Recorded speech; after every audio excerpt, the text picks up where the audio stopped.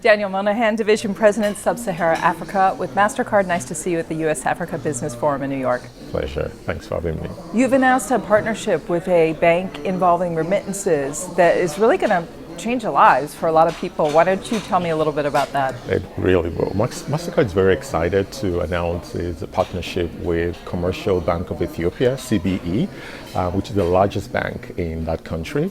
And to your point, it's going to potentially reach 100 million people potentially. Ethiopia is the second largest country in Africa, next to Nigeria in terms of population. And just like every developing country, inbound remittances is very important source of funding for the people to access healthcare, to access education and daily needs, and also a source of foreign exchange for the economy. So when you have a proper channel that's efficient to allow those funds to come in an efficient manner and in a low-cost manner, it's a win-win situation. So we're very excited about that. And is it solely on mobile?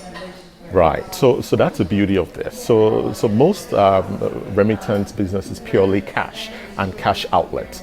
But what this solution does is that it actually gives a lot of options to the consumer, to the citizen.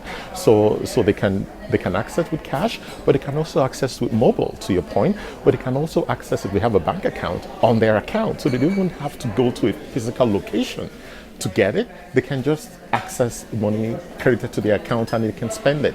They can access it on their cards, on their payment cards. So it actually gives a lot of options to the consumer. So it's not just cash, it's mobile, it's account, it's cards, and all the other options there. How big of a growth area is Africa for Mastercard? It's a huge growth opportunity for us. So we moved into Africa physically to have a physical office in Sub-Sahara Africa. We've always had an office for over 25 years in South Africa and much longer in Egypt as well. But in Sub-Sahara Africa, we had opened a physical office in 2010, and since then it's been phenomenal. So we opened 2 offices, Nigeria and Kenya, as hubs for Sub-Sahara Africa. And we've been expanding there. From those 2 offices, we now reach 45 countries in Sub-Saharan Africa where Mastercard is accepted.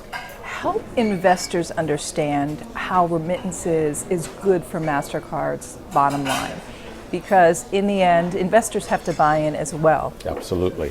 So Mastercard's business is payments. But in North America, we know payment as a credit card. But elsewhere, payment is beyond credit card. So as long as payment volumes is passing through Mastercard, that is a huge success. So whether it's credit card volumes, whether it's debit cards, whether it's prepaid, or in this case remittances, that's our turnover. You could look at it that way. That's our turnover in our business. So it's massive.